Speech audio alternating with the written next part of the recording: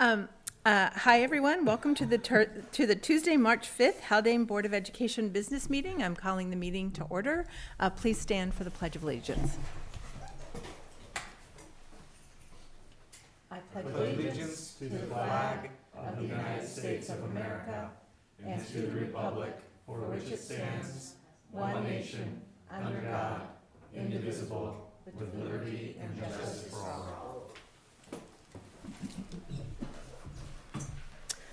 All right, so the first thing we need to do is we're going to appoint a clerk pro tem because Ms. Shields can't be here tonight. So would you please read the recommended action? Be it resolved that in the absence of the district clerk, the Board of Education hereby appoints school business manager Ms. Catherine Platt to serve as clerk pro tem for the meeting. May I have a motion, please? So moved. Second. All those in favor? Aye. Any opposed? Thank you. President Clements? Here? Vice President Valentine? Here. Trustee Clementson? Here. Trustee Headland? Here. And Trustee McNall? Here. All right. So now we're going to move to approve the agenda because I don't believe we have any modifications. May we have the recommended action, please? Be it resolved that, upon the recommendation of the Superintendent of Schools, the Board of Education hereby approves the agenda as written. May I have a motion, please? So moved. Second. All those in favor? Aye. Any opposed? All right. All right. So the next meeting of the Haldane Board of Education, it's going to be a workshop meeting, and it's scheduled for Tuesday, March 19th at 7 p.m. here in the middle school, high school library. And I think the other thing, business for me to cover is that just a reminder that petitions are available in the district office or by contacting Megan Shields, our district clerk. These are petitions for the 2 open positions on the Haldane Board of Education that will be part of our annual business meeting that we're voting on with the budget, and then as well as the Board of Election Board of Education elections. And yeah, I mean, if we say this all the time, but I'll say it again, if people are interested or even just have questions about running, please reach out to me at pclements@haldaneschool.org or to any of my colleagues, and we'd be more than happy to answer your questions about being on the board and providing this important service to our community. I think the only other thing I'll say really briefly, I know we all oftentimes use these opportunities just to talk about the ways we've enjoyed Haldane recently, along with many other people. I was at the boys basketball game on Sunday, and it was really very exciting, and it's always so nice to see so many people from the community turn out, and really just like really impressive play. I mean, I really thought so. Anyway, it's an exciting time of year for that happening. And those are my comics. If you would please go ahead. It is. Sorry I didn't get to catch up with you there. I know. I was there. Well, first, thanks to Catherine for stepping in somewhat very last much minute so. this evening. We say we wear many hats at Haldane and in evidence tonight. It's good to see a handful of our teachers here this evening. Welcome. And I'll just echo your remarks because we have a couple of presentations. It was a great game. Congratulations to our boys on Sunday night. And I wanted to say to Coach Virginamo, I appreciate the fact that you established such a healthy lead by the half that any student who wanted to go home and go to bed could have get home early with confidence that they weren't going to miss anything in the second half. But that being said, I was during the second half of the game, and it was late in the game, and I think, again, there wasn't much issue and doubt there. I was sitting next to one of the tournament directors down on the lower level next to Mrs. Sniffen and Mr. Cunningham on the other side of me.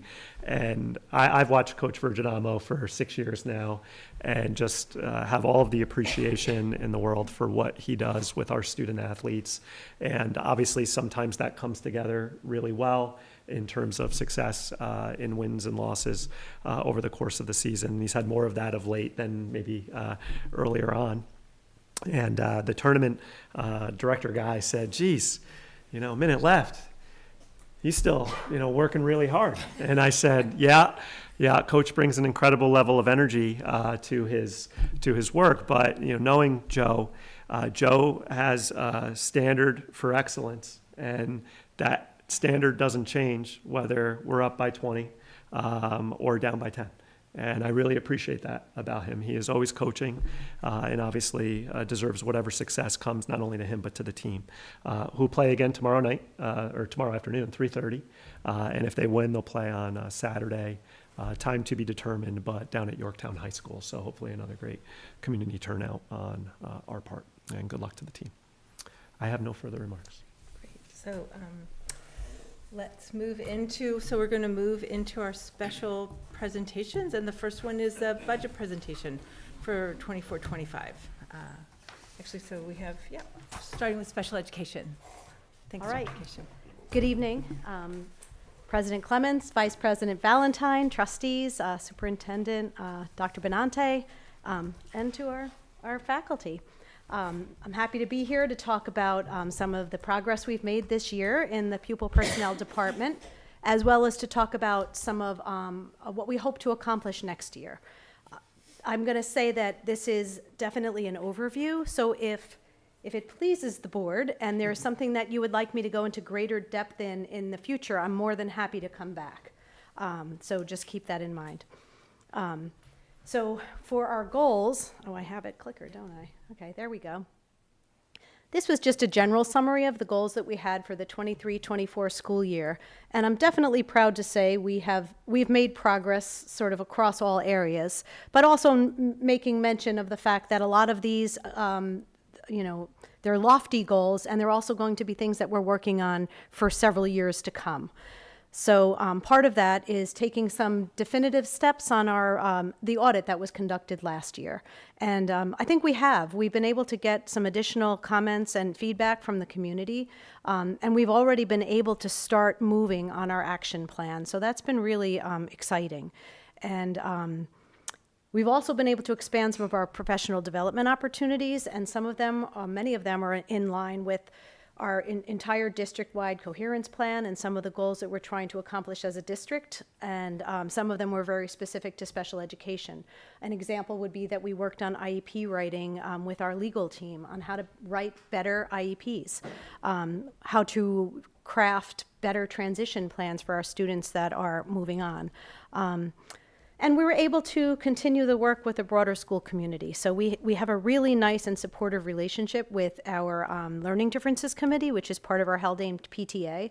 But I've also been involved in our PTA's Equity, Diversity, and Inclusion Committee here, as well as the broader Phillipstown group. And it's been really, really inspiring to see how many people are sort of invested in the work that we're doing. But it's also nice to coordinate, because there's been a lot of good things happening, but sometimes it's happening in little pockets. And so we're putting our heads together more, which is pretty exciting. Okay. So just to highlight a few things this year, the audit action planning work, after a lot of putting of our heads together, we came up with prioritizing 3 main areas, and I've shared them with the board before, but in essence, those are on becoming a more inclusive community and establishing a more inclusive culture, on establishing or doing work with universal design for learning, and expanding our special ed continuum, as well as increasing opportunities for specialized instruction.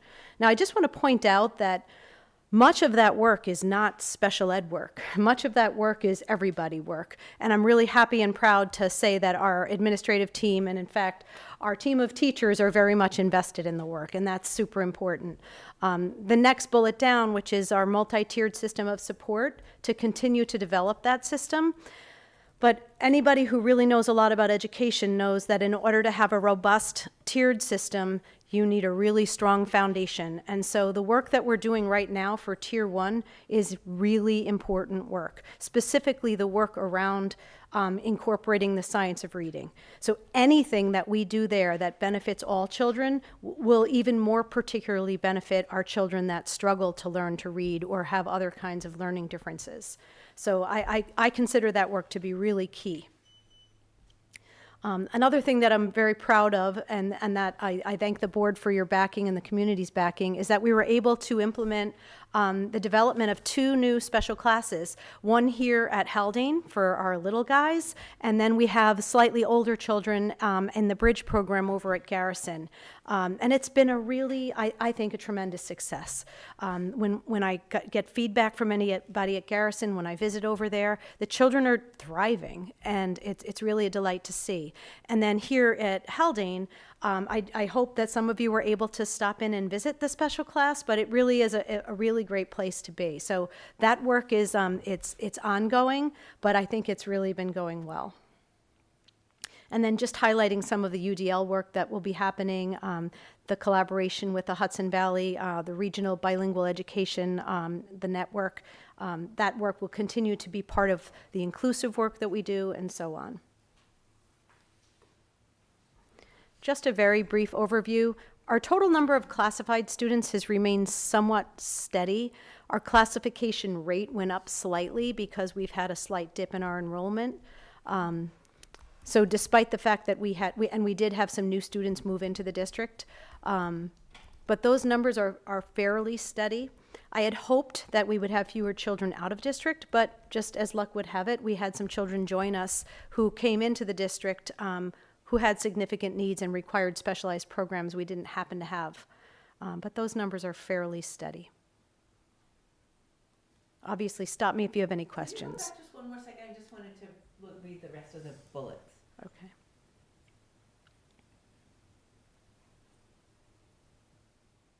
So we manage the IEPs and conduct the CSE meetings for students that are placed at, for example, Manitou.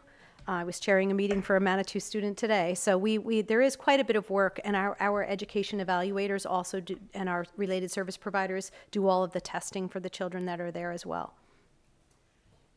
And so those are the that comes under privately placed by parents. There are students from Haldane School District who are placed at Manitou, but then we have students from other districts.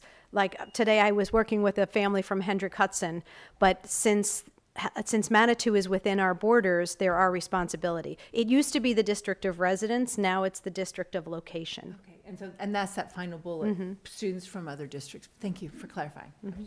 And just to clarify, that's also, mostly it's overseeing the development of the IEP and whether or not at Manitou, but it's also service providers as well. Is that true?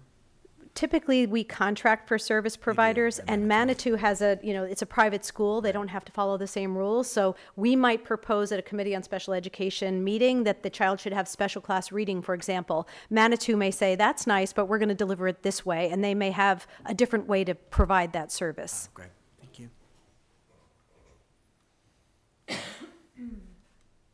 So just so I have that locked in my head, sorry. No problem. So if the student is privately placed, let's just use Manitou, but not to pick out Manitou. If the student is at a private school and we have responsibility for the development of the IEP, if the student is at a private school and we have the responsibility for the development of the IEP, and the private school and the parents choose not to follow that IEP because they're bound by different rules, we have fulfilled our obligation in the development of the IEP, but the following of it is therefore out of our hands, given where they're placed. That's correct. Okay, cool. But we always develop it, we always yeah. say, like, if tomorrow you changed your mind and decided to come to public school, you would need that document ready to go. Right. Okay, cool. Thank you. We also did some work last year and this year on sort of just improving our Section 504 process. So we did a little bit of research and just tightened up on our reevaluation procedures. We clarified some of our own roles within the district. We made some of the due process information more available on our school website. And then we also did some work in terms of what we can provide for students. And I have to say, it's another area that I'm really proud of our faculty for going out and taking advantage of some of the professional learning opportunities, especially through BOCES, around assistive technology. And so there's some really cool things happening. For example, we have reader pens for some of the older kids where they can actually scan a pen over a word. So it helps because it's keeping a child visually tracking on print, but it's also reading into an earbud. So it's more discreet for children that maybe have problems reading, but they need to access the content. So that's just just one example of quite a few where we've been able to start to access more technology. And the desire to do it is there. So I'm excited about what we might do, going forward with AI and some of the other things that may be very helpful to people who learn differently. But the improvements also have led to, I think, 504s being used more correctly for children who truly have a disability with a significant impact on their learning. And so I imagine that should be helpful going forward. Can I ask? I mean, I would assume that it's possible that as MTSS has been implemented, that children are being caught that way instead of a parent sort of deciding on a 504 as a way to. Generally speaking, and I think, this kind of does speak to some of our MTSS procedures, but we have the student support team, the SST. Other schools call it a child study team. So if a parent, like one did this week, reached out to me and said, hey, we moved up here from New York City, my child may need a 504, here's what I'm thinking. Usually what I try to do is, first of all, hear them out and get a sense of what's going on. Then also see, have you connected with the classroom teacher? And generally speaking, we'll try to get them to go through the SST process. Basically, let our school team come together. Let's see what the teacher thinks. Let's see if maybe we need the OT to do a quick screening. Maybe the school psychologist can do an observation. But we can also put together a tremendous amount of data right at that point. We can look at NWEA. We can look at some of the literacy screens that we've been doing. And right from there, we can say, is there a lot happening here that we maybe need to move in the direction of a special education evaluation, or are there different levels of intervention that we can do? So yes, you shouldn't have to get to a 504 unless you have some very significant obstacle, some barrier. And also, eventually, it should also lead to fewer classified students, because you'll have students who they may have something that they're dealing with, they may learn differently, but they may be able to access the supports that they need outside of special education.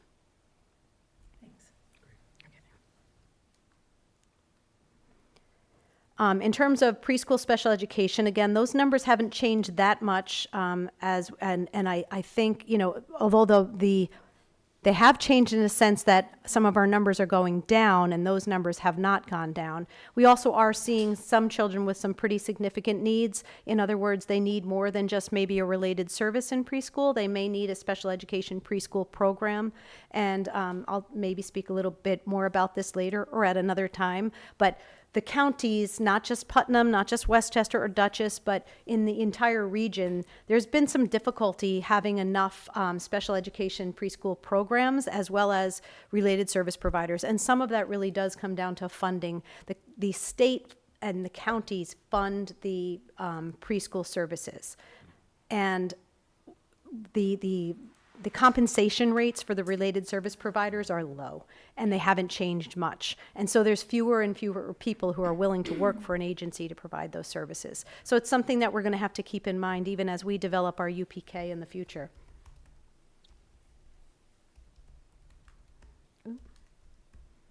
This is just a brief snapshot of our staffing overview. I do anticipate, and I'm very excited about, hopefully the alignment of our schedules in the schools, because I think it's going to be even easier to share staff and to collaborate in a way that doesn't compromise like the students' needs and schedules. You won't have to have things at odd times because the teachers' schedules align. So I'm looking forward to that.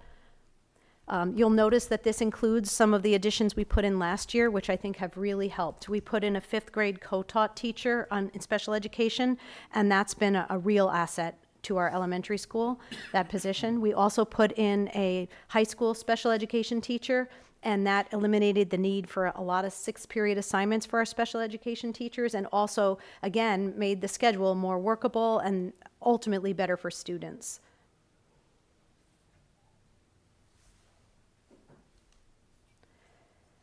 This continuum of services is similar to what I shared last year, always thinking about the least restrictive environment when we talk about meeting a student's needs.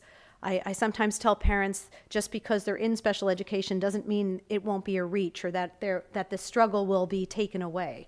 Very often there is a struggle, but we want to put a child as much as possible with their classmates, with their peers, and to try to provide their services as much as possible in the general education setting. But obviously, there are times where that's just not conducive. One of the things that came up in our audit was that we can't over-rely on the co-taught model because that's not always conducive to very specialized instruction. So I can say that that's something that we're working on and have already made some improvements in. And as you can see, we now have the special classes. We have some students that are placed in other programs, and we have some placed in therapeutic programs.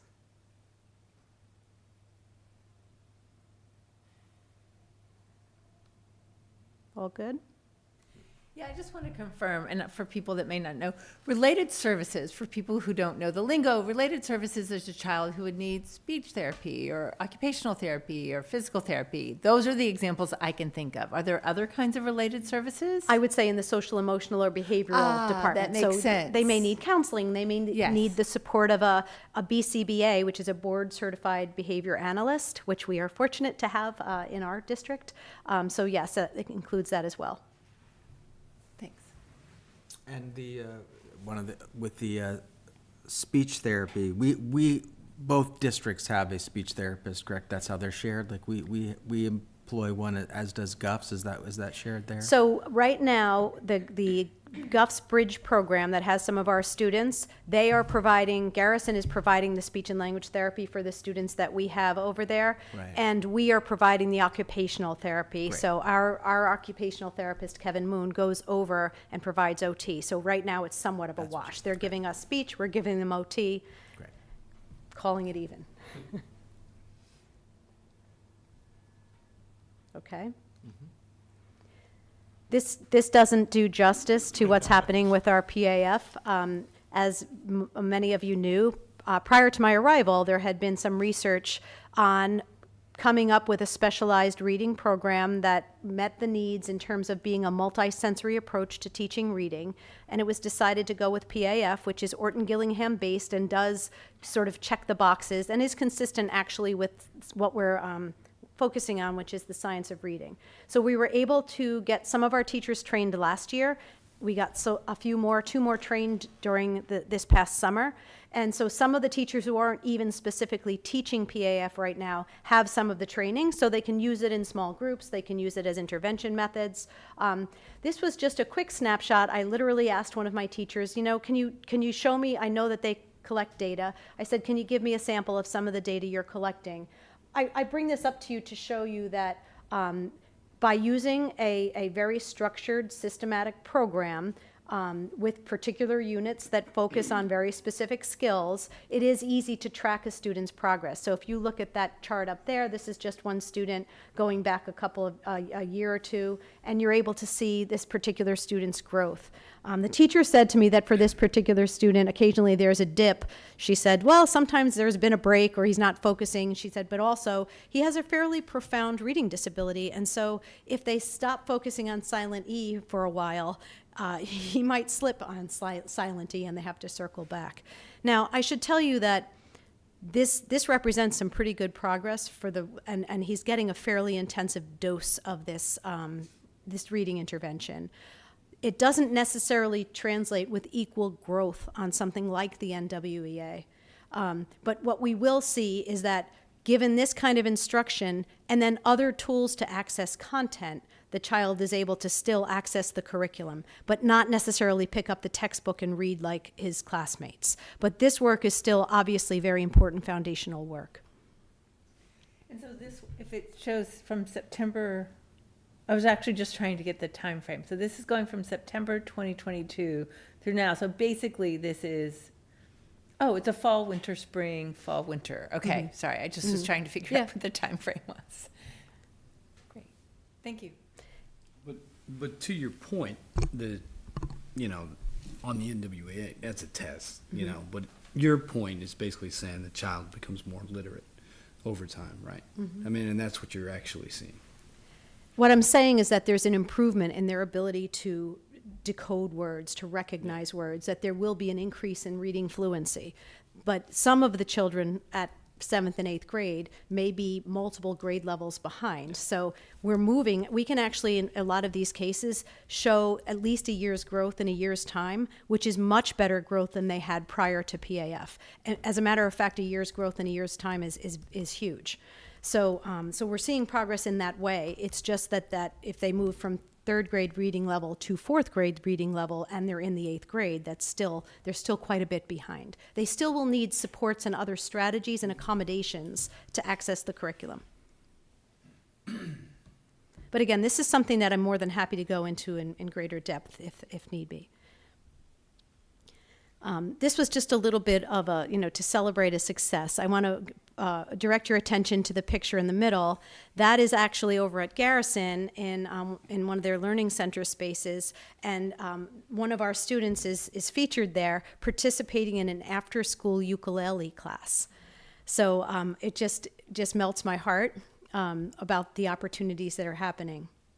And it's definitely a goal of ours to increase some opportunities here at Haldane as well. The picture on the right is just an example of some of the different integrated functional communication collaborative little lessons that we have. And that iPad that you see standing up is an augmentative communication device because some of our students rely on those devices to communicate. And I did, in the last board meeting, share some of the great work that our speech and language pathologists are doing in collaborative lessons, and like a cooking class where they can mix in everything from fine motor skills, sensory integration, measurements, language, social skills, turn taking, leadership, and all of that. So it's a lot of really nice things that are happening. Is the special, or how is the special, what's the special class going to look like next year? So the special classes were designed to be multi-age. So in essence, the one that we have right now has kindergarten and first graders. Yeah. We could have kindergarten first and second. You can't go more than 3 years age range. So Garrison's has 4th, 5th, and 6th.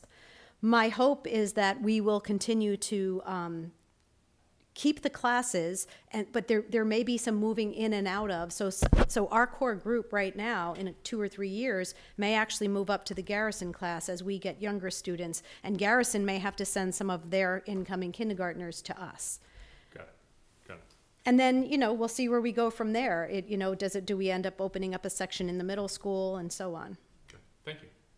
I don't know if this is the place to ask that, but could we get at some point an update on that K through 2 class? I'd love to hear just in general sort of how goals are sort of set for students and how their growth, how they're growing, I guess, and then sort of the bigger pictures, how they're fitting in and how in the greater Haldane, because you see them around town, they're integrated into the daily activities, which is so neat, but they stick out too. So it's just interesting to hear sort of how that's going. Yeah, I would be delighted. So any questions, that was kind of a snapshot on this current year. Any questions before I'll move fairly quickly through the budget ideas? Okay. That was a lot, thank you. Okay. So without, I'm sure that you have all read it, but a lot goes into the planning process. But we try to align with our Haldane Essentials. I think I said this last year. It's actually a really exciting time to be at Haldane because so much is happening. We're updating our coherence plan. We have the campus master plan. We're revamping our reading program. So we've just been trying to be very collaborative and making sure that we're all working together with our, when we make budget proposals and when we build programs for next year. So again, we wanted to focus from the PPS perspective on some of those priorities that were identified in the audit, but also on expanding our MTSS capacity, including some of the work that we're doing to Tier 1 reading, and social emotional learning and mental health supports. So an example just that comes to mind is that I'm on the wellness committee, as is Ezra, and we are working with the Board of Education to look at our wellness policy, and what we're hoping to do is expand the scope of our work because the wellness policy really largely focuses on physical fitness and wellness and food and wellness, but doesn't really go into defining what we would like to do around social emotional sort of well-being. Overall mental health and well-being, which I think the world today, it's pretty obvious we need that. So when I had to work with Dr. Benante and the board in terms of what we would like to see for next year, the only real increase that I'm looking for is to, right now we have one full-time school psychologist who primarily works with the middle and the high schoolers. And, you know, that's a big job, and to run between two buildings and whatnot. And then we have a part-time school psychologist who primarily works in the elementary school, but that person's charge is really more around evaluations and around chairing meetings. And so what I'm hoping to do is to have two full-time school psychologists, with the idea that when you think about the National Association of School Psychologists has a pinwheel of supports that a school psychologist is trained to do. So the school psychologist can be more involved in devising interventions for academics, can be more involved in being as a consultation role to teachers when they intervene for children or when they, develop lessons that are designed universally. So that's my hope, is that we can move to two full-time school psychologists. And part of that is in response to the increase in mental health needs, but part of it is really wanting a school psychologist that can do more than the testing and the meetings. The other aspects really are just taking what we have and using them in different ways. And as I said, some of the additions that we made last year are going to further increase our ability to have a more robust continuum. So right now, we are looking at being able to have some special class services in the middle school, which means that in addition to, we had some of that, primarily special class reading, but we're looking at the ability to have maybe a whole full special class ELA and maybe a special class math. And so we're looking at how, and aligning the schedule is helping us to do some of those things. We are also looking at a special class at the high school for ELA, math, and social studies, with the idea that, first of all, it could be multi-age, so we could have 9th graders in it, but a handful of 10th graders may also need that special class, so it could be multi-grade. And the idea is that next year we could have ELA, math, and flip to science. So we're getting our science, we're getting our social studies. And some of the children in this program will also maybe be really good candidates for attending the tech center in junior and senior year. So that's a really, I think, an important addition. Another thing I just want to mention, which is at no cost, is a pivot to an over-reliance on Resource Room. Resource Room was sort of being used almost with everything. It was almost like a side of fries sometimes. It felt like everyone got a Resource Room. And what I started to notice was that Resource Room was often being used for executive functioning skills and strategy and frankly, like homework completion. But we have a 10th period, we have HEART, and if we're going to have a 5-to-1 ratio with a highly qualified special education teacher, why not have a skills class, where a skills class could have several more children? The focus is on executive functioning skills and learning how to maybe like utilize a graphic organizer or things like that. And Resource Room could be more preserved for children who have content area goals, like they really need support in writing, for example, something along those lines. So we're trialing this model as we're building the schedule for the coming school year. And I think it's going to be great. I'm actually very optimistic about it. We also had to keep asking the state for variances because we had too many kids in the Resource Room. So we were actually tasked with fixing that. Full disclosure. But it's actually just another example, I think, and correct me if I'm wrong, because my special education knowledge is not extensive. But if you're talking about a continuum of services, right? Like it's like Resource Room is it's a thing, but really the continuum would be to do exactly what you're talking about, where Resource Room is appropriate, have Resource Room, but where a skills class would be appropriate, that's better to, again, than more specialized classes instead of all, when that would work better for students than integrating them into the general education classroom. And am I understanding this? No, that's spot on. Okay. Also, sometimes Resource Room, people don't realize there's unintended consequences. If a child's in a Resource Room and there's a minimum of 3 hours that they have to be in it, that's by law, it sometimes precludes them from enrolling in electives. Exactly. And so what are we doing? Like we're now, whereas if it's a skills class, they could actually be in an every other day elective and go to a skills class. So there's some real benefits to being flexible about how we think about it. Thank you. I have one question about, and adding the teachers, can you just tell me currently, what's the makeup of the special class? Is it that there are 2 teachers' aides in the class with the special, is that the current? For the special class for Yeah. our younger students? Yeah. Yes, currently there is 1 special education teacher and 2 aides. 2 aides. So one of the things that I was looking at doing, and I'm working with, this is more of some internal shifts we may be able to pull off, would be to have one of those aides be a teacher's assistant. A teacher assistant can be a little bit, can deliver a little bit more instruction, and I think, especially since we have a variety of needs in that class, you maybe have a child who's already reading versus a child who is doing letter identification, I think could be very key.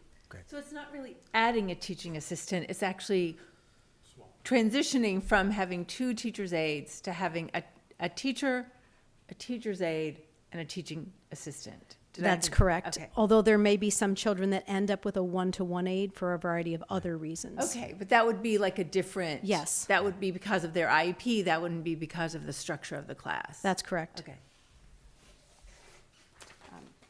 These are such good questions. Where do we have, is the physical space in which that class is conducted appropriate to handle all the people who may be in that class at the same time? The class is actually a decent size Okay. because there's not a lot of children, but there have been some challenges just because it's an old building. Yeah, yeah. You know, everything from doorknobs and fire alarms and windows have been a little challenging, but it's workable. Okay, all right. So we have our overall department budget. We do our best to estimate what it's going to be. It obviously is reflective of a cost. I can say that, you know, we did have 3 children move in with IEPs who needed out-of-district placements, and that was a big expenditure. Without going into other people's personal things, but we have a child who needs a residential program, so there's several different things that have contributed to some of the increase in costs. What's the residential program? Residential is an out-of-district program with a therapeutic component, but the child actually sleeps there.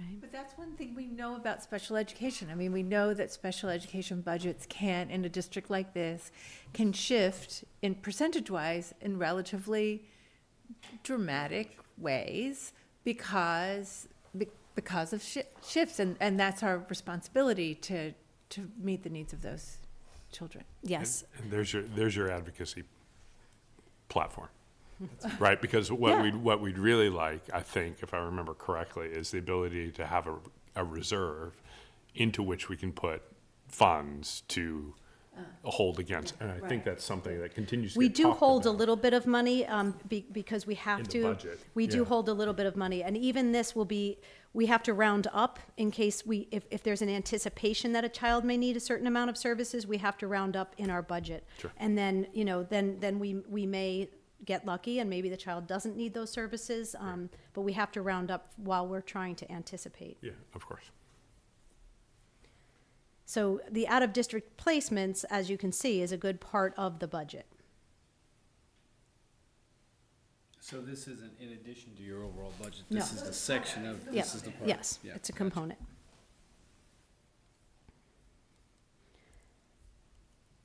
And these are just by the numbers. Again, we somewhat round up. We do round up with anticipation, although it doesn't always come to fruition. And then just looking ahead, just to wrap things up, and I know I've taken up some time, you know, we're going to continue to do this improvement, and we're focusing on the Tier 1 services, which I said definitely benefits all students. I just wanted to add that in addition to some of the things I spoke about, I'm definitely invested in expanding our career and technical opportunities for our students. And BOCES is very collaborative. It's sometimes a little bit of a challenge for the timing for their morning session, their afternoon session, getting our students credits here. But I hope to continue to work with BOCES and hopefully ultimately lobbying the state so that students can get more credits for the work that they're doing at BOCES. An example would be you might be taking a health certification over at BOCES to be a healthcare aide, and that doesn't actually count as your health credit.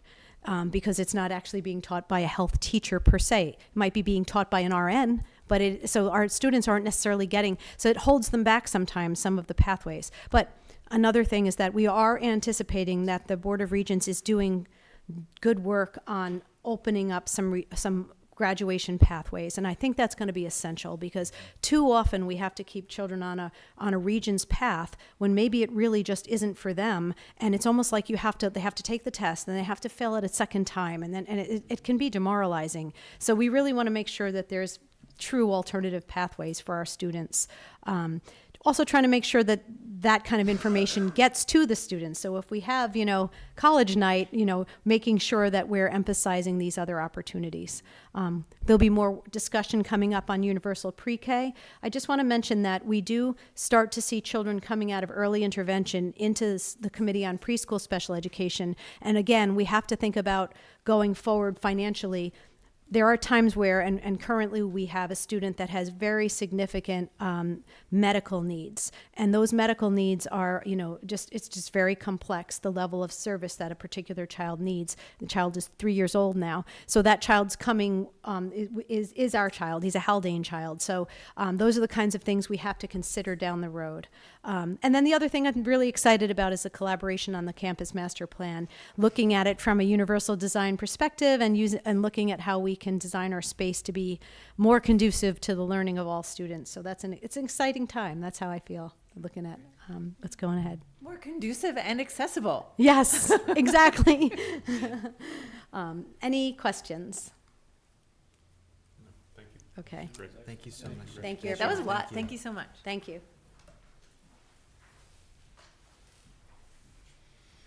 And now, Dr. Benante, we're moving into your presentation, so I'm going to stay where I am. Yes.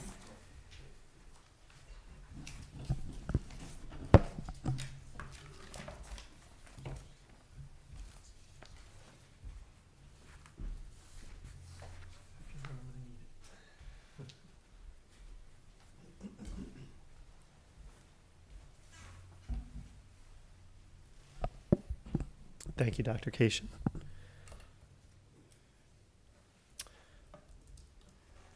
Frans Hofmeester is a filmmaker from the Netherlands. You may have heard of him. He has a daughter, Lodi, and he noticed that his daughter, when she was born, was changing at such a rapid pace that he felt he needed to document it to keep his memory intact.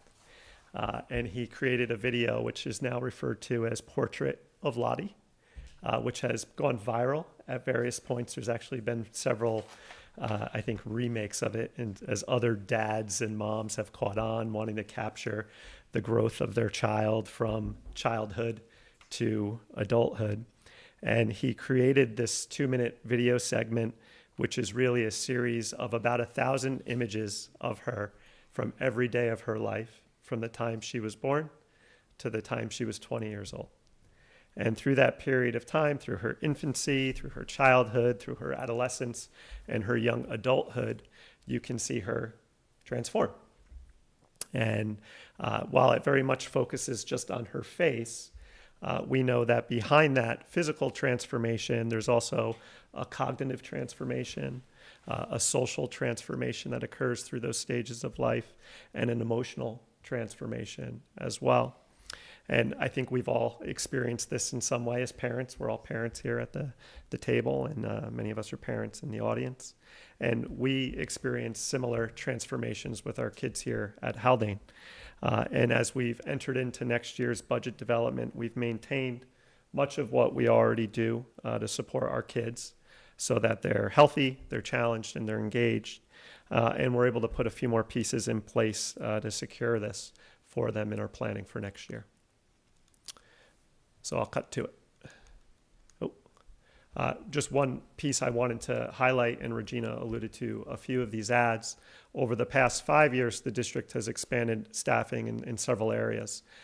We have a director of curriculum and human resources, a personnel specialist that provides support to that department, as Regina has so wonderfully highlighted, the K2 special class. You may recall through COVID and then post-COVID, the board supported an additional investment in maintaining an interventionist at the elementary school.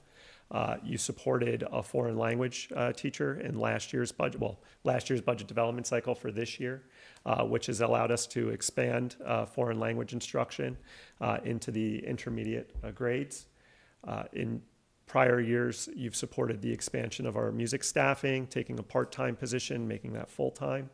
The addition of 11 assistant coaches.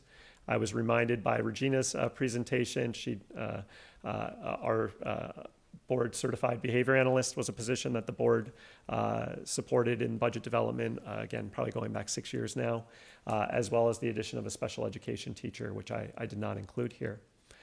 We've also supported additional funding for arts and education programming at the elementary school, professional development for our staff. We funded independent reviews of our special education or human resource programming that we use as a basis for our continued improvement efforts. So we in one budget year, as you know, it may not seem like we're able to do a lot, but over successive years, we are. And I think that's reflected in the work we've done over 6 years together. So again, to cut to it, in next year's budget, we're recommending as an administration the addition of 1 English as a new language teacher, the addition of a 0.4 school psychologist position.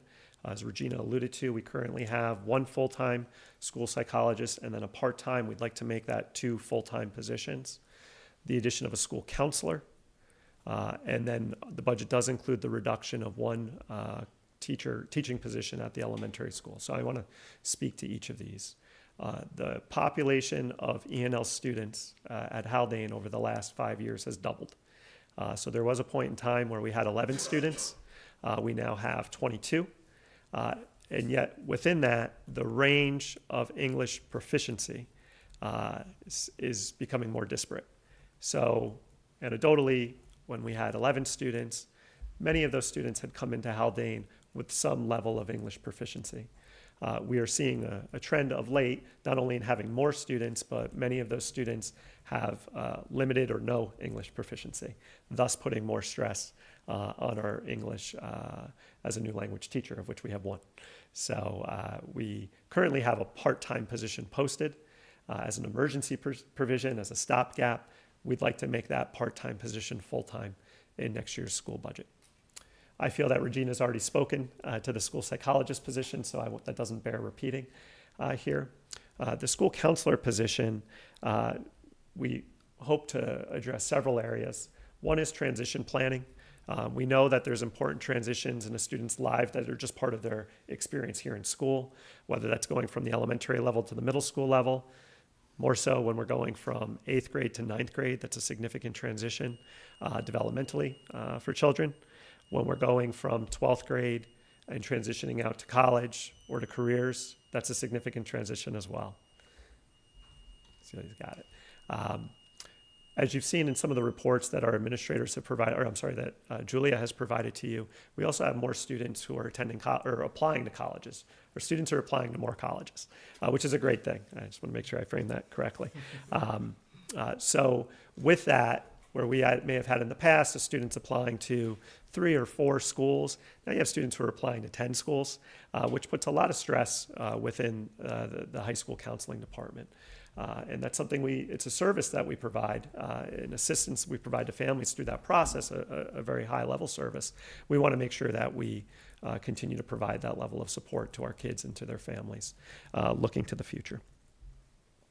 I don't think Regina mentioned this, so I hope I'm not repeating something you may have already heard, but also in our post-high school transition planning for our students with disabilities, we try, and this is something that I think came out through the audit, our transition planning for students who, through the Office of People with Disabilities or Access VR, is something that through the audit process demonstrated we could be doing better.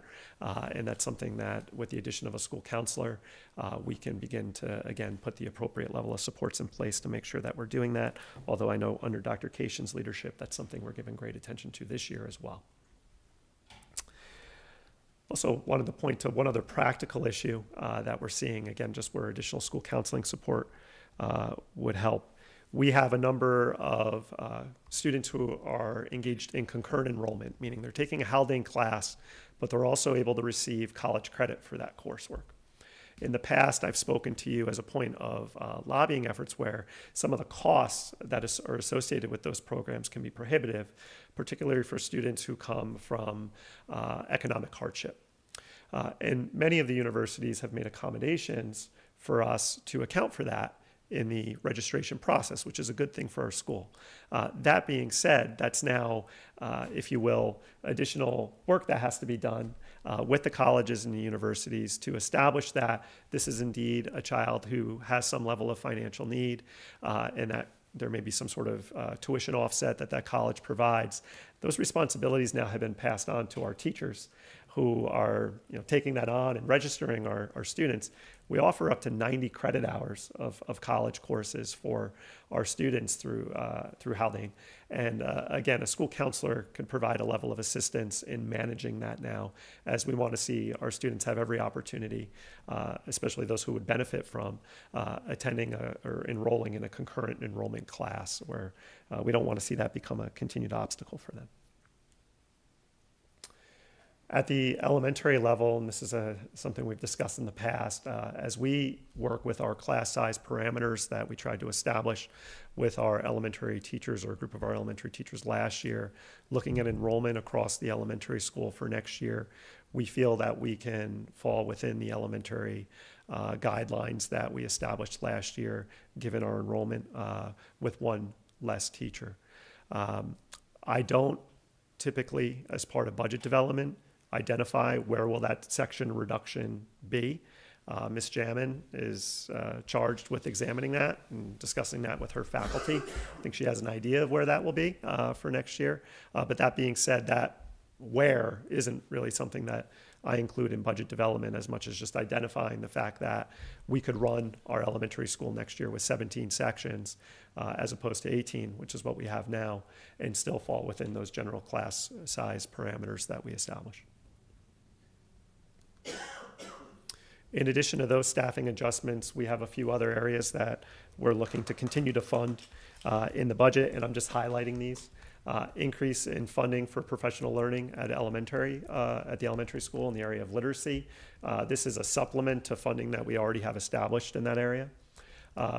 As Josh alluded to, our teachers participate in a range of professional learning opportunities. We want to further establish funding in the budget for our teachers to attend regional and national conferences if that's something that they would like to do. Christine discussed at length with the board in a previous presentation the phonics work that's going on at the elementary level. We'd like to hold a place there for additional phonics resources if we feel that they are necessary, or if a classroom teacher feels that they're necessary, so we have the funding available to purchase those.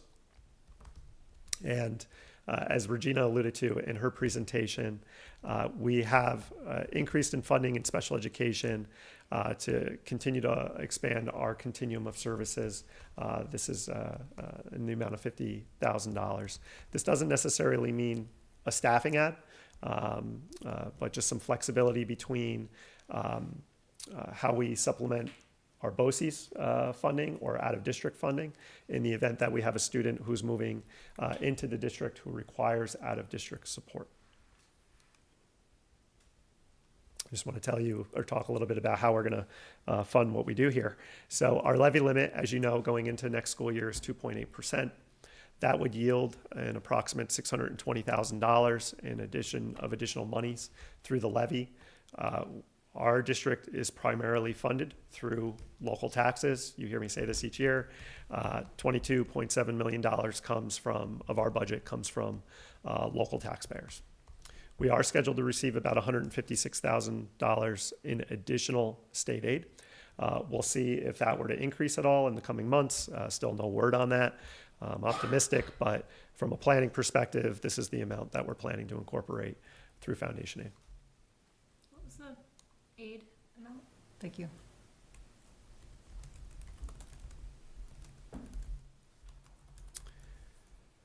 So the total proposed budget for next year is $29.2 million. This is a $1 million budget-to-budget increase. As a percentage, it's 3.5%. Talk more about that in a moment. The increase to the levy is $620,000, and the tax rate increase is estimated to be 2.8%. In looking at our revenues, again, our foundation aid is included in state aid. We're scheduled to receive $4.4 million from the state.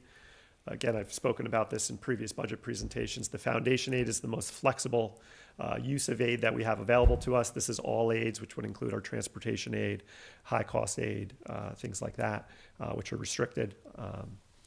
Other revenue, primarily tuition. We're estimated to draw about $1.1 million in tuition next school year. We are designating the similar amount to what we've used in previous years from our appropriated fund balance, as well as the use of retirement reserves to offset our costs related to that. And the levy, again, is $22.7 million. We have 2 additional propositions that we're including in next year's budget. There are 2 vehicles we're proposing to replace. One is a full-size bus. One is a smaller bus with a lift. Maintenance vehicle, which includes a mower. We finance this over a 5-year period of time. It does not result in any increase in taxes. We'll say I don't think we're at a point yet where we can go without that bus. Catherine and I, continue to work on this. We're meeting for an anticipated findings from the electric bus conversion feasibility study on Friday with Central Hudson. So we'll have more information at that time. That being said, we anticipate that the infrastructure work that's necessary to put into the conversion to electric vehicles is going to take some time, and we're going to continue to need to purchase this bus before we begin to schedule our transition from diesel vehicles to electric vehicles. We're also recommending the inclusion of a 3rd proposition this year. This would include the turf replacement for our turf field, as well as a full replacement of the fencing on the softball field. The turf field is due to be replaced. We've talked about this again. We estimate that cost will be somewhere around $750,000. The softball fence was something that as I've mentioned in the past, we've been very deliberate in setting aside funding for the eventual replacement of the turf field. The money that we have set aside exceeds what it's actually going to cost. So we're in a position where we can make additional upgrades, and we feel that we should. Thinking that this is money that was being set aside with the intention to direct it towards athletics or an athletics project, again, being the turf field. Well, we have other athletics needs that are obvious right now, particularly that fence. So given that we have the funding available to do that, we're recommending that we include that fence repair now rather than later. No dugouts? I don't think we can swing dugouts, Maggie. Just checking. We don't have estimated costs on dugouts, but just knowing and I talked to Coach Sniffen about this. He has some ideas related to a more temporary dugout structure that would help. That being said, the fence was something that was also identified as needing to be replaced. Seems like a good Little League project there, Maggie. Dugouts? Helps out Little League. Better time in the field. There's some other things we have included in the budget already for that field, like a clay. It needs a significant amount of clay. So that's already included in the budget. This is something, these are that's a project. This is a project that's separate from that. But there'll be other upgrades made at the field. And again, since these are funds that have already been set aside, they require voter approval, but they do not lead to a tax increase because the district has been putting the money aside now for 12 years or so. Okay. And that will continue for the next turf. Yeah, so we should just start again. Right. All right, after this year. So typically in August, as we're looking at our remaining fund balance, this is where the board will work with the administration to determine where any additional fund balance should be directed.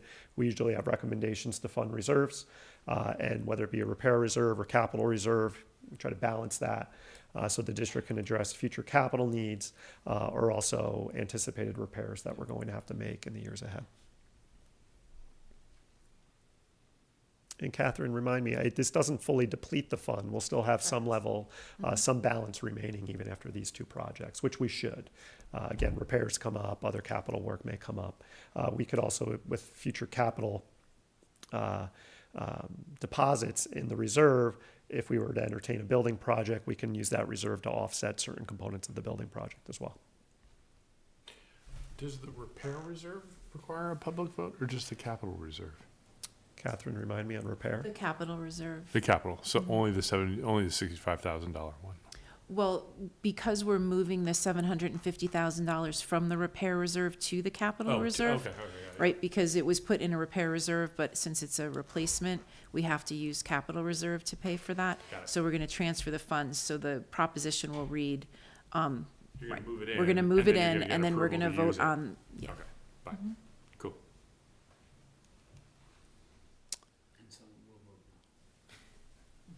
So just to summarize, and there's one or two additional items perhaps in here. Our rollover budget was $28.9 million. So again, if you were just take our budget, everything we're doing right now, roll it up into next school year, that would be $28.9 million. We're eliminating one teaching position at the elementary school, or recommending that we do so. We're adding in the other positions that you see here. We've been focusing and again chipping away at the HR audit recommendations. One of those includes updating some of the software that we use in human resources. There's been a heavy emphasis as Josh has worked in the department to move from what was a very much a paper-based system to an electronic management system for all of our employee files. Just it's good practice long-term. So that's a cost there. Increase to conferences, the phonics curriculum placeholder, increase to literacy professional development, as well as special education funding I've spoken to. That brings us to a target budget proposal of $29.2 million. You're familiar with these charts, so we've worked through these in the previous budget workshops that we have had. You'll see in each of these, I'll just pause for a moment, the proposed 24-25 column, which is the column all the way to the right, and a percentage of our spending in each area. We're required as you're reviewing this, I'll just talk. We're required to present the budget as a three-part budget to the community: admin, capital, and program. As we begin to prepare the detailed budget document for your review, you will see these line items with more detailed line items behind each of them.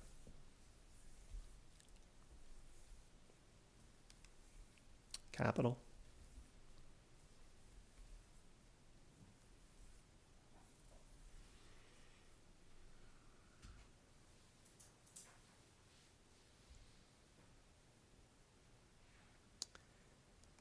And program. As I pointed out last meeting, and just want to continue to emphasize with the additions that we've made to staffing and program over the years, you will see that reflected in the program component as a percentage of the total budget. Back in 1920, 70% of our budget was dedicated to program. We're proposing for next year, 75% of our budget would be committed to program.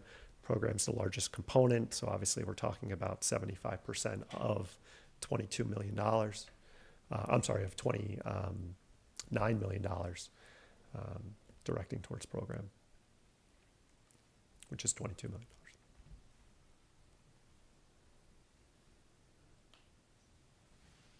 I feel like I read in the most recent NISBA paper that came out that they're recommending that we budget for a 10% increase in TRS. Is that, and that's here. Yeah, and that's consistent with what we've been doing. Yeah, I get the estimates earlier in the year, and so that's built into the rollover.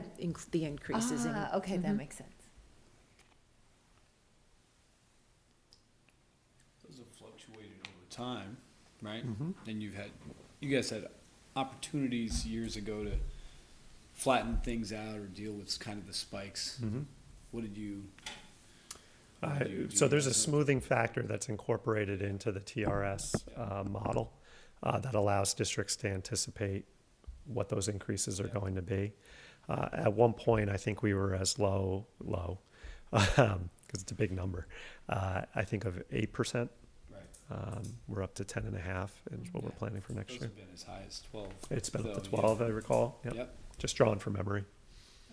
And just for people listening in, that's the increase in the cost Yes. to contribute to the teacher retirement Correct. fund, right? So the budget cap that we're typically held to is somewhere in the 2 to, well, really, it runs from like 1 to 3, you know, but yeah, right, these varying percentages, but that's an example of an expense that we Correct. know from every year Correct. increases at 8 and 10 and 12%. Correct. So it's one of the things that we're dealing with. Of which the state just tells you, you gotta pay. You got to pay it. Yeah, and there's not an option, Yeah. absolutely, yes. Correct. Just timing was good. sorry. So this is a depiction of our levy limit, or our levy year to year. We've gone to the levy limit in each year that's depicted here, as well as our budget to budget increases in each year. So the light blue bar is our budget to budget increase. The levy to levy increase is the darker blue bar. You would see that in 22-23 and 23-24, our budget to budget increases were, dare I say, significantly higher than the levy to levy increase. These are also years where we received the increase in state aid. Similar in anticipation for next year. Whereas in years prior to that, we may not have, but we were able to work through increasing our budget by the amounts that we did.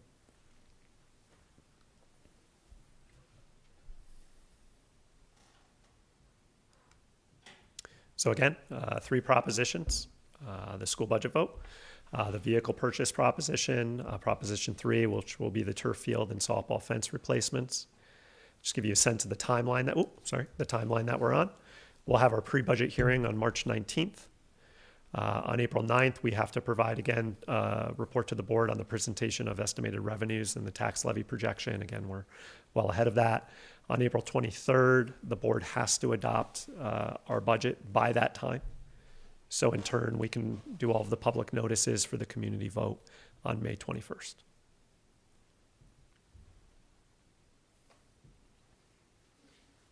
You've asked great questions along the way, both of Regina and me. Are there any other questions that I can answer for you tonight? Yeah, I know. So reduction of one teaching position in elementary school, are you consider, I'm assuming that's not loss of a person, but you're going to redeploy that teacher in some way. Our thought as of today is that we can redeploy the staff member, that there's some other variables at play, anticipated retirement being one of them, that we don't have to worry about a staff layoff. Okay. Yep. I think in full candor, something of concern, just looking a little deeper, our kindergarten enrollment is very low as of right now. Projected for next year? Projected was not, actual is low. Oh, really? So yeah, we were anticipating 40 kindergartners, and right now we're at 20. Really? Yeah. They're all just waiting. Let's hope. you haven't dangled the It's a candy late bar in crowd, front right? of It's them an yet? LA crowd. Christine has called around quite a bit, and we think we have some level of confidence we'll get up to 27. Just knowing who's out there in the pre-K programs, but there's a delta there of 13 that we're not finding. I'm assuming they're not lost, right? Okay. But that's a point of concern for us. Were those 40 40 people or 40 projected people? 40 projected. Okay. So it wasn't like you had John, Joe, No. Mary lined up. Okay, Projected. okay, And okay. as I alluded to in a previous discussion with the board, meeting or two ago, that our projections have been pretty reliable and stable over the last 5-6 years that I can speak to them. So this would definitely be a point of, I don't say unreliability, but it's probably the most distinct difference, if it were to become realized, of a projection and an actual based on our previous enrollment studies. So it's not a replacement of more people sending their kids to a different extending or can't say that yet. Can't say that. You just don't know. We don't know where the heads are. Still looking into it, but that's interesting. Want to be upfront and candid about it. Right. But it's also, I mean, it's certainly something to note, but I think it's also in a school district as small as ours, we do have these deviations. I mean, that We do. when you have when we're talking about a projection, this is a projection from our It is. population study, right? When we're Yep. talking about a population, that's what when we're talking about a projection, that's where that projection comes from, right? It's from the population study, right? And it's going to project these things, but in reality, numbers can bump up and down. I think it is a surprisingly small number. I'll be honest, I'm not going to get very head up about that number until it repeats itself. We know. And even at that point, it's something to address and consider. Yeah. It's not I personally don't think it's a sign of anything. We have small cohorts that come through. They do. Over time. And one thing I would point to in the enrollment study modeling, it's a model. It's a And model. that That's my model point. takes into, looks at various criteria or factors, and that model has resulted in what have been very reliable figures. And part of the projection goes back to examining birth rates in the county in the preceding 4 or 5 years. But the model's based off of that. So you see, you see changes to that could influence, obviously, the number of kids who end up enrolling in your school district. Yeah, I think it's just it's an extension of the trend that you saw in the demographic survey, and we're seeing in the United States just in general, is that there are fewer kids. Yes. Right? People are having less. Fascinating article in the New York Times a couple months ago about population, Yeah. population growth and potential dramatic population fall off. It's really, really interesting. So, We'll see what plays out, but it gives me, in discussing with Christine the potential for a reduction of a section, we were presenting the reduction of the section, thinking that enrollment at kindergarten would still be at 40, and it could very much end up much lower than that. So it gives me a greater sense of confidence that if we were to make an adjustment at the elementary, now would be an appropriate time to do so, just because the enrollment likely is trending lower than what we had anticipated even 2 months ago when we began budget development. I mean, there's a lot to balance and think about for those who are, listening in as we get into budget season, right? So, yes, there are these well-publicized, conversations about decreases in enrollment that we're having. We've talked for years, though, that even these kinds of decreases that we've been experiencing won't really translate into a change in program, because for that to happen, you have to have really dramatic shifts at grades, right? So we're still talking about being a district that is committed to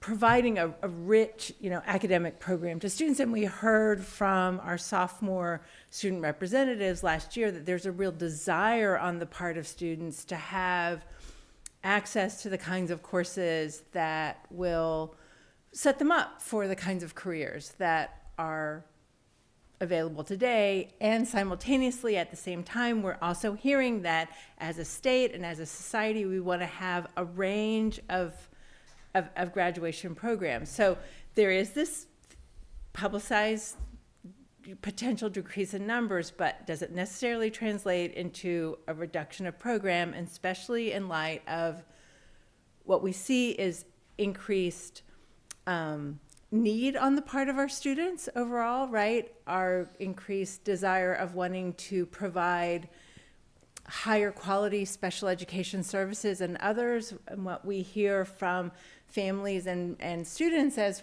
really wanting more services. Kids want to apply to more colleges. They want there to be more opportunities with really good reasons. And so I think it's really important. It's a complex system, right? And I think it's really important for us to do our best to really keep and articulate these many different balls that are juggling, and to focus on one is important at times, but also really to keep in mind that there are so many different factors at play here. including a real commitment on the part, I think, of the board and the district to provide, a very high quality and diverse education program, and a real expectation on the part of the community that that's why they're here. So I hope, I had a lot of complex thoughts. I hope I was able to articulate them with some level of coherence. I think you did. Yeah, for sure. We got you. I picked out the one thing that I heard, which is like, this is not a net negative. For me, this is a huge positive because it allows you to provide increased course selection, flexibility, capabilities across a school district, because we're not in a, we need to sacrifice the head because we're in a budget situation. We're adding programs already. Correct. Let's diversify the programs that we have across a smaller base of students, which is fantastic. Right. It is smaller, but like a smaller in a way that's not dramatic enough to demand a reduction in program. And conversely, in any given year, we don't have the additional funding available to us to make dramatic changes, in the ways maybe we would all desire to. It's just important to have a continued deliberate approach to how we approach this, so how we work this. So I think, Peggy, just going back to your comments, over 5 or 6 years now, I think we can say with a high level of confidence our schools are more inclusive. We have expanded opportunities in arts and education and music. We have increased opportunities through athletics and support to athletics. We have kept class sizes incredibly competitive. And looking out, we're trying to expand our enhance our infrastructure, which we've talked a lot about and we'll talk more about, but also anticipate when population shifts come up like this, how we can adapt, like our middle school model.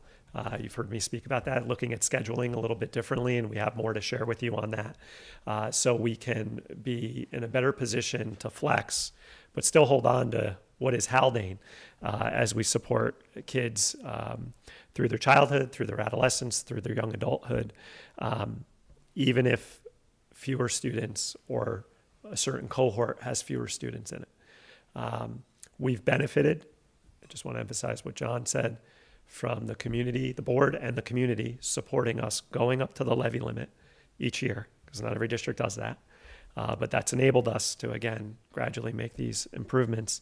And then also through the addition of state aid, which was long overdue to Haldane. So those two factors on the financial end have really enabled us to stay in this position. I mean, even throughout your presentation, I was thinking of when you were talking about the music staffing, how much the community has really truly benefited from that, and not the students and their experience of it, but then the whole community and getting, to see those activities. You mentioned academics as well, and then this request for, an additional E&L teacher, right? That reflects that is actually a real demographic, that is a real demographic change that requires, that requires the district to provide services to those students, right? We are beholden to those children and their families to provide them with the education that they need to be successful citizens in our community. Mm-hmm. Can I ask one question? Were you gonna No, go ahead. No, I didn't really. I'm sorry. No? Good? Good? All right, good. Seize the day. About the replacement of the vehicle, we've had considerable discussion of that, but I was curious to know, we seem to, not some catastrophe happening and us needing to replace a vehicle. Do we have a sense of what the schedule of the replacement of the next bus is going to be and how we can organize ourselves or at least anticipate the conversation? We do. I don't have it to share with you tonight, but that is something, a piece of good that's come out of this conversation is advanced planning for vehicle replacement. So we can see the vehicles that we have, their ages, respective ages, their anticipated end of life, if you will, where we'll have to take them off the road. So we have that information that I can share to the board. I think it would just be useful as we're putting it to proposition that we have that and we communicate about that so that. Because there are going to be concerns, right? There are going to be a lot of questions and concerns, and I think the board wants to be, wants to really be ready to address the need for this, as well as communicating the work that we're doing to be forward-thinking, but also the realities of today. I don't want to get ahead of ourselves, but there's a thought, depending again on, we'll wait for the feasibility study to be complete. But these vehicles we're purchasing now, again, maybe we have to go into next year, depending on what next year brings. Very likely are the last diesel vehicles we'll be purchasing. And that's an important message for us to be communicating. The 1 million in tuition revenue, that's anticipated, where is that coming from? Which schools? Primarily Garrison. Primarily Garrison. So we have a large cohort of Garrison students that are currently with us that are continuing. We have we anticipate having 11 students who are Garrison residents come up to the district next school year. Thanks. Maggie used to make fun of me for saying $1 million, and now I'm finally right. It wasn't been $1 million. I wasn't always right, but I'm right now. Yep. Good. Thank you. Okay. That was Thank you. really, yeah, thanks. Thank you, Director. So actually, I'm going to continue on this a little bit. I think one of the things I'd like us to consider, of course, I'll be gone next time, but I think in May, I know we always have some meetings that we offer, but I wonder if we want to, I think it would be nice for us to think about a couple of different, maybe new opportunities to make ourselves available outside of meetings for people to come. And so let's think about that. I might task Maggie maybe with having that conversation more specifically. So things I've heard other communities talk about, like a couple of board members being at a local coffee shop, a couple of us arriving an hour earlier. You can imagine if we did, the coffee shop's going to have to be in person. You can imagine the hour earlier, we could give people, it could be, you think about it kind of as like an office hour, right? Where people can come and ask questions and talk. And then, yeah, I think it would be good for us to think about. It'll be, I don't know what kind of uptake there will be, but I do. Sorry, I always end up turning away from you because I'm looking at this. But I think, yeah, I know. Sorry about that. But I think let's be a little creative this year and thinking of some additional. Sorry, a couple of new ways of doing this. I mean, I think there's an increased awareness of, with the talk of the campus master plan about budgets and taxes. And so it's really, we're beholden to the community to make ourselves available in some new and different ways so that we can ask people's questions. So we aren't stuck with just having open comment in a meeting where we're not going to respond, right? And give us an opportunity where we can do that. Yeah, that's right.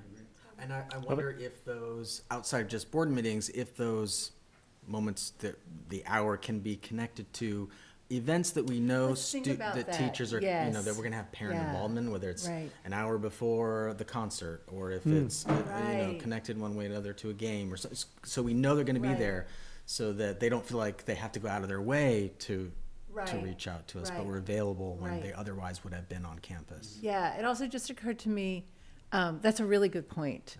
Yeah, it's been such a long time since I've done pickup, but maybe, there's an afternoon or Right. two where one of us is standing on the playground. I don't know, let's think about it.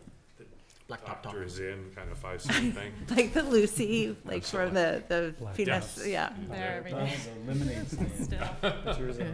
yeah. All right, just a thought. Yeah, love it. Okay. Thanks very much, Dr. Cation and Dr. Benante, for the presentations. All right, so we're now at the first opportunity for communication from the public. The Haldane Board of Education desires and values input from the entire school community. This first public comment session is reserved for comments on any special presentations or active agenda items. For those who wish to address the board, please sign in and state your name for the record. Please keep your remarks to 3 minutes or less. Disparaging remarks and discussion of district personnel are strongly discouraged. Although we do not engage in dialogue during the comment session, please know that we're listening. We would ask that you leave your contact information with our district clerk today, Ms. Platt, for prompt follow-up from myself or from Dr. Benante. All right.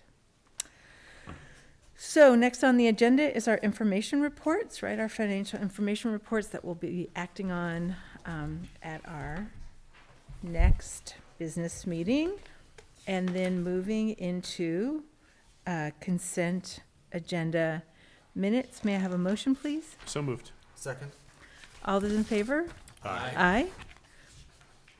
Consent agenda financial. May I have a motion, please? So moved. Second? If I may.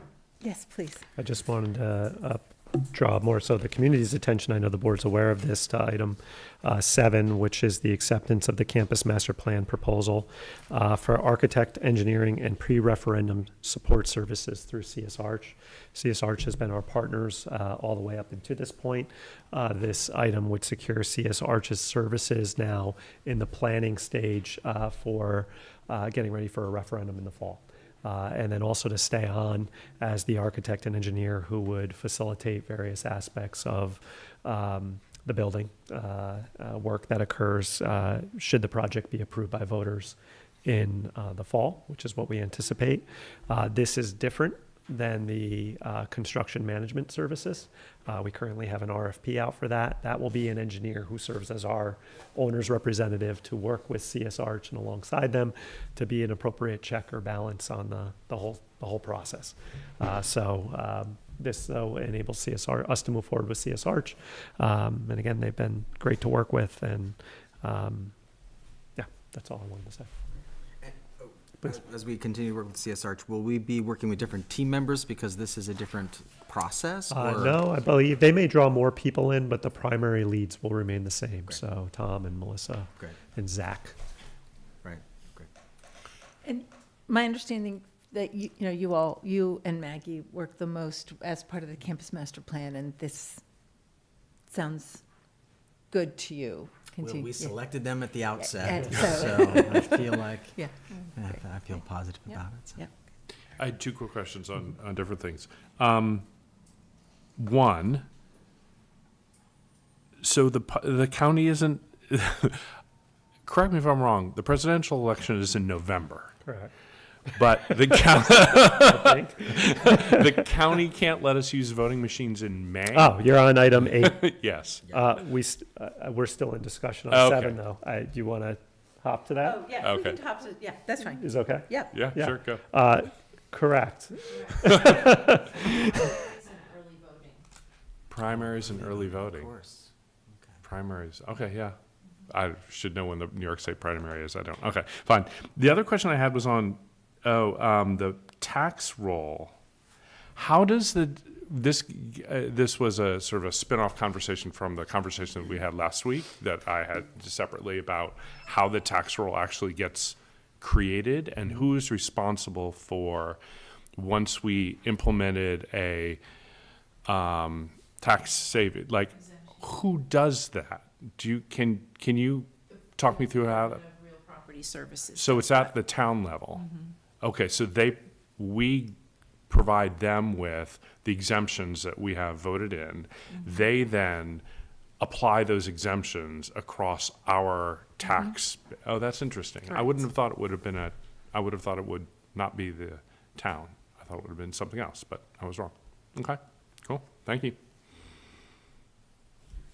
I apologize. I forgot we're under consent, so I'm talking about 7, but technically we can talk about all Okay, go ahead. 9 items. Oh, It's yeah. my Oh, yeah. mistake. That's okay. Oh, It's okay. I thought you just wanted to make sure we all had a chance to good. weigh in. All right, All so I think we've covered our conversation about the consent agenda financial. All those in favor? Aye. Aye. Any opposed? All right. Consent agenda personnel. May I have a motion, please? So moved. Second? Think there's anything for us to talk about here? All those in favor? Aye. Aye. Any opposed? And moving into new business, starting with the CPSE recommendations, may we have the recommended action, please? Be it resolved that, upon the recommendation of the Superintendent of Schools, the Board of Education hereby approves the recommendations of the Committees on Special Education and Preschool Special Education as presented. May I have a motion? So moved. Second? All those in favor? Aye. Any opposed? All right, so approval of overnight field trips. Let's start with the recommended action and the motion, and then we can chat about it. Yeah. Be it resolved that, upon the recommendation of the Superintendent of Schools, the Board of Education hereby approves the following overnight trips. Junior class to Washington, D.C., March 25th through 28th, 2024. Senior class to Boston, March 26th through 28th, 2024. And the boys varsity lacrosse to South Carolina, April 1st through the 5th, 2024. May I have a motion? So moved. Second. So as we were working through a review of the boys varsity lacrosse trip to request to South Carolina, we initially reached out to our attorney's office to see if such an overnight trip would require board approval. Mr. Lambert's legal advice was, no, that's not necessary. That being said, as we got further into planning, or as the team did, I reached out to our insurance company to review some of the items that the team was considering in terms of travel, just to review any potential liability or reduce any potential liability. Our insurance company, NYSER, had very good guidance on all the factors that need to be considered or should be accommodated for an overnight trip, not just a sports team traveling, but any class trip as well. One of those is that the Board of Education acts on approving the trips. So that's why they've landed here, and not just the boys varsity lacrosse trip, but also the trip to Washington and the trip to Boston. These include my recommendations in reviewing the guidelines that NYSER had established, that each of these trips is following the processes and the procedures that our insurance company recommends. So would this be applicable for something, so any overnight trip going forward? Yes. We should probably. We are going to adapt our procedures now to include this, to also include the Frost Valley trip in the future. That's an overnight trip. Model UN? Was Model UN If it overnight? is, I think some years it is, and some years it may not be, depending on where it is. Okay, Yep. cool. And in terms of who makes the decision for which sports team gets to travel or has an opportunity to travel, is that primarily lie with the coach? Coach. And then they have to make I would say so, yeah. like an argument for it, or? Well, yeah, I think there has to be, so this is spring break. And so I think one of the criteria we would say is they shouldn't be occurring where kids would be missing class unless it's something like a state tournament. Those things happen. Our boys, for example, on Friday, well, if they keep winning, eventually may miss a day of school. Don't want to get ahead of ourselves there. But a trip like this, it's not uncommon for teams to travel over spring break. That occurs. So that's something that I think coaches at times have wanted to do and have the ability to, if they have the capacity to do it themselves and have the support to do it within their parents, because often you have to bring more chaperones, and then also they have to make accommodations for the cost. So in this particular case, there was a level of fundraising that went on to offset the total cost of the trip. As I said to Coach Crow when he initially asked, this is going back to the fall, look, not opposed to it, but it can't cost each student athlete and their family $2,000, right? So what are we going to do to get the cost down to a reasonable number? Another accommodation that has to be made. So I think he was able to get the trip cost down net to $500 for the students, or somewhere around there. Well, you still may have a student athlete who can't afford $500. So what are the accommodations that you're prepared to make for those student athletes? So that's very similar to the class trips, quite frankly. They're expensive too. Accommodations are made to get the cost down, and accommodations are made for any student who may experience financial hardship. The rest from there is just a lot of logistical stuff. How are you traveling? By whom? Where are you staying? Again, the insurance company has appropriate guidance for that the team can, or class can essentially follow from that point forward. And the expenditure, the district doesn't pay for We don't. anything. And in terms of even the coach that goes with it, that's something that falls within his stipend? His stipend. Okay. Yeah, there's no additional compensation for going overnight with the kids. Oh, I didn't think. And then who pays the cost of the, I apologize, I didn't think about this before, but I'm Okay. going to ask it now. Who then pays the travel cost for like the coaches and the chaperones? They pay for themselves. They pay for themselves. So this would be, some schools have a arts program where their teacher takes some kids Yeah, to Europe to totally. go see it. So that's the similar. sort of Absolutely, thing. yeah. There'd be an arts booster, there's a sports booster, Mhm. you know. So I think I think one of the things that's really, at least I know from my part, that sort of generated some of the questions is that we haven't typically done something like this, but this does open the door for this to be a possibility for arts, for athletics, for any groups that want to do it, following all the procedures and processes that Dr. Benante laid out. But I think the one other that I know that has been important to Dr. Benante is really what is the educational Correct. and personal, like, what do students have to gain from doing this? Really making sure that these are that these are enriching experiences for our And students. as an example, Coach Crow is has arranged for the kids to go visit the College of Charleston, so they're going to do a college visit while they're there. He has a couple other activities that are planned throughout to emphasize, it's a scholastic experience for the kids. They're student athletes, and then they have some games that they're going to play while they're at it. And that being said, we've always gone on class trips, Yeah. right? We've done overnights before. Sean's no, could we be doing that with the arts? Absolutely. There's music competitions that are out there that I think our students would stand to benefit from. I think we've done it in some fashion in the past, but maybe we're getting back to that.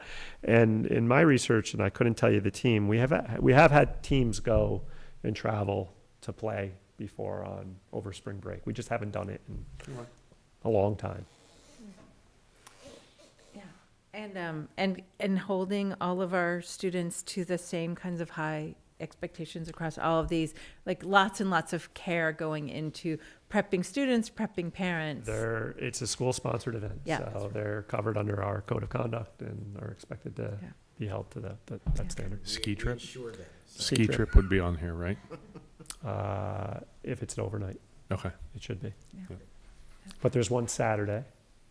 Oh, it's middle school. It's the winter break one that went a Yeah. couple days, so it was, Yeah. That's So interesting. moving forward. Okay, let's suppose an athletic team actually goes to something where they stay overnight. Would that be on here? So like If a they get to a state competition, tournament, yeah, state no, tournament. No, okay, it would not be. because it's not a, I don't believe it falls under the same parameters It's- as okay. This is as special. these. That is- yeah. oh, going to a state tournament is special, but it probably falls within the regular, because you're on a team, you're going to, Those are state sanctioned events. Okay. I'm just kind of Okay, thinking yeah, out yeah, loud okay. here. I think it's a little bit different. okay, that's fair. That's totally fair. Playing out of the conference, man. Yeah, no, I get it. Yeah. Okay, thank you. This is new and different, so I appreciate everyone taking the time to think about questions and sort of walk through this, Sure. And just. sometimes, again, we're learning and the procedures Absolutely. can vary a little bit. So while legal counsel said, no, there's no legal reason you have to approve, insurance company may have a different opinion on that. So that's where we're at. And that's what we want to do, is make Mm-hmm. sure we're doing all that. So thank you for entertaining all welcome. of these questions.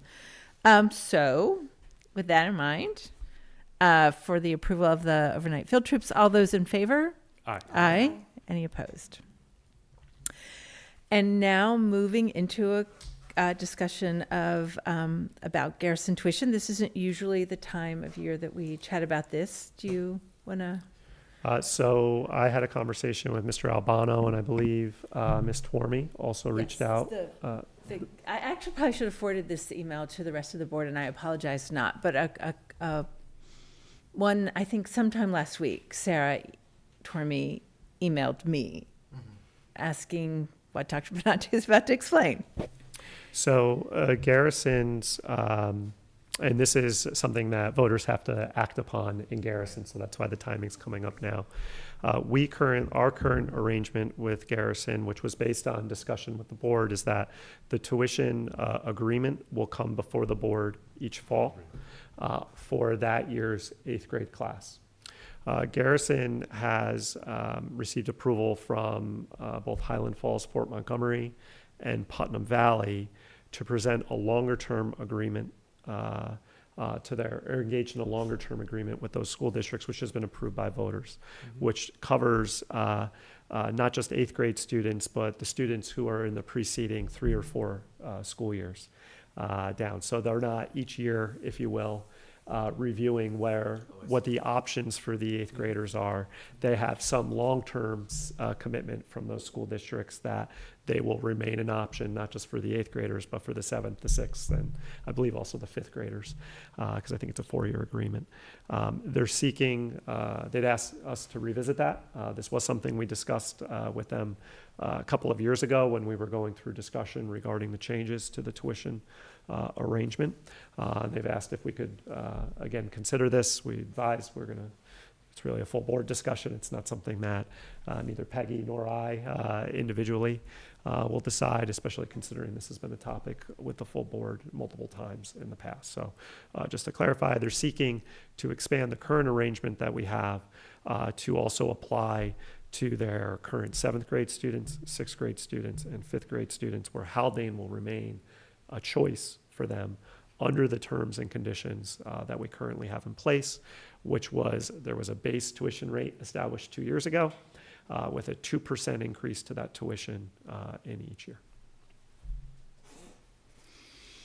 Could you remind me, we do have the numbers on how their current 8th grade, how it's distributed, how many kids are going to Putnam Valley, how many are coming, can you We remind us have what those an numbers are? approximate, we anticipate that we'll have 11 Garrison students coming to Haldane next year. I will say, I believe 7 of those are Garrison students. 4 of them are students attending Manitou, who are Garrison residents. Wait, So- are those just 8th grade? I mean, are those Yeah. just ninth? There's students They'll who be ninth are grade. currently in grade Okay. 8, rising freshmen. I believe, and again, I think they have a larger group going to Putnam Valley. I don't know what's public information or not. I just don't want to misspeak. And I think they actually have, they have very few students choosing to go to O'Neill. O'Neill this year. I mean, I think one of our chief concerns, when we talk about locking ourselves in, is how many students are going to be coming, and Yep. As those students are distributed, I think, to the other districts, it becomes less of a consideration about the fairness that's involved in that, at least as far as all those 3 districts are concerned, not our district. Right. But, okay, that's good to know. And I just recall from our previous discussion on this, and then I'll step back, that the board's initial concern was just really related to the construct of a contract and being in a position each year to review it and feeling a sense of responsibility to do that. I know that was a theme in the conversation that we had. Granted, it was 2 years ago that came up, and just having that moment again in the fall to evaluate the contract and the relationship was something that the board at that time felt it was important to do. That being said, it's 2 years later, so here we are.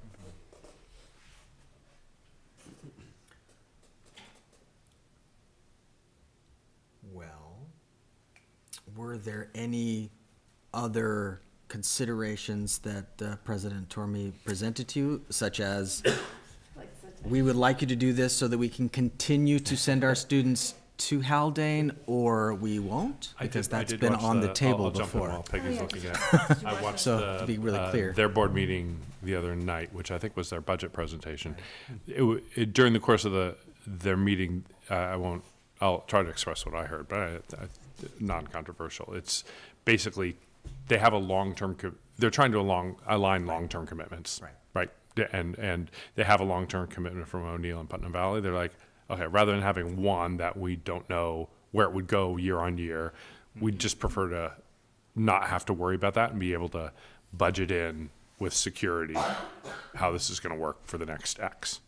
That's what I took away as their intent. I think also, in addition to that, just speaking to Carl, is that they want to also have certainty that they can continue to talk about Haldane being an option and not having to kind of wait until for that cohort as they're coming up through, to wait until the fall of 8th grade for some of those kids to secure, yes, it's an option, as the community has the other 2 as an option, and they can discuss it as such. But yeah, for Haldane, it's wait till the fall. Wait till fall. I think there's a The spirit there, too. point of the year to year was to gauge, so what was the point of the year to year? I mean, to me, it seems like that's to gauge the net possible decrease in tuition every year because students drop out. Is that, We that don't a have, benefit? we don't have students typically moving. Again, and what Garrison was able to do in their internal process, they notify us sooner now of, I think they ask students to indicate a commitment. It's not binding, but usually they stick to it by the end of December. So we in budget development can incorporate a more firm number or accurate number of students who we anticipate coming to Haldane in the upcoming year, which then obviously you see is reflected in our budget development And that's process. useful, and that's very useful It for is. us. right? It is. Yeah, there's, I mean, 6 years ago, we were kind of guesstimating because I don't think they indicated their commitment until the end of March. All right. Well, I'd like to say I didn't forward this because I had in mind open meeting laws. That's not the case, although I do think it was appropriate for me not to forward the email in light of open meeting laws, and I hope I'm not just making an excuse for myself. Sure. So this really is the kind of thing that we need to be talking about here. So, did you have one Just more so thing you we want to say? I don't think we have to make a decision tonight. I think No, we want to be but I upfront do- about that. I- But I- if they have a resolution they present to their community, they're on the same timeline that we're on because they include it as part of their budget. So over the next couple of weeks, we should get back to them. Yeah. So I just. But wanna I be do, upfront so about what motivated this, so they already have a long-term agreement with Putnam Valley. And what they're planning to do is O'Neill is willing to enter into a multi-year agreement with them. And so they are planning to add a proposition that will allow Garrison to enter into a new 5-year agreement with O'Neill, right? So typically, these 5-year agreements aren't really the way things are done, but if you put it on as a proposition and you get permission from your taxpayers, this is something that you can do, right? It's not the typical way that it's done, but it's something that Garrison wants to do. It's something they've done with Putnam Valley. It's something that O'Neill has agreed to do with them, and they do plan to have this proposition on. And so what they're doing, and it's actually a very collegial email, is just saying that they would welcome an agreement with Haldane that mirrored their agreements with the other 2 high school partners to set a rate escalator instead of negotiating the rate each year, which is what we have been doing. And again, I think is exactly as Dr. Benante laid out, it means that they're able to communicate down to the current middle 5th school, grade sixth parents, grade. really, that the options, it's that the options for all of the children in their community are the 3 high schools, and that they can essentially guarantee that for the coming 5 years. Are the 3 high schools going to share conversations about what the tuition rates are? And the idea is that we all agree to the same Essentially, tuition we've all rate. agreed to the Right. same rate. there's the rub, Ezra, that we. And that was a That was a component couple of our years ago. discussion That was 2 the years point. ago. But Was that, no, I get it. Yeah. And so I think the one thing, we don't have to decide now, but I think one of the things I'll go ahead and lay out is I have been comfortable with this for the reasons that Dr. Benante laid out, like sort of instead of locking us into something of continuing to approach this on a year-to-year basis, knowing that there is a deep commitment between the school districts to partner, and we partner on many things in many different ways, and that's there and that's real and that exists. And yet at the same time, I think that from what I've heard from Haldane taxpayers is that I think that's not something that the people I've talked to would necessarily be in favor of, right? That it's something that they would want us to approach more judiciously and to think about it on a year-to-year basis. So that's my take personally, but. Because we could be charging them more, right? In likelihood, whatever If the they state, agree to it. Well, no, I just mean that we're bound by a rate from the state, which fluctuates, and we We are. never know what that is. And we could be Yeah, varies. charging these students as much as we charge somebody from Beacon who wants to come here. Or Right, so the our next school NRT district. rate is for this year, which the finalization of this is always something that we have to do some, is $18,900. The tuition rate that we have established with Garrison for next year, for this year, we should look at the same years, is $16,825. So it's a difference of about $2,000 per student. Just a quick question. Do you know what their NRT rate is? It's higher than ours. I don't know what it exactly I is. actually, yeah, okay. I don't know if by policy, though, they allow non-resident tuition students into their district. So remember, the state will establish an NRT rate for Yeah. every district. Yeah. But board policy establishes whether you accept students from out of district or not. Yeah, I don't yeah, know yeah. what their policy Yeah, is. no, that's fair. That's fair. I'm sorry, Maggie, you were going to say something. But that's also an agreement of all the three districts. It's also, it could be behooved that all the three districts raise their tuition fee together, you know? Well, I think the other two are likely to be locked into Yeah. the Yeah, they've agreement agreed to long-term. lock into Yeah. this rate, yeah, Yeah. that's For it, 5 years. Yeah. for 5 years, that's exactly right. But then we could renew it Right. with the other districts Mhm. in 5 years. Mhm. Right. And there were two different rates at one point for us that Garrison paid, right?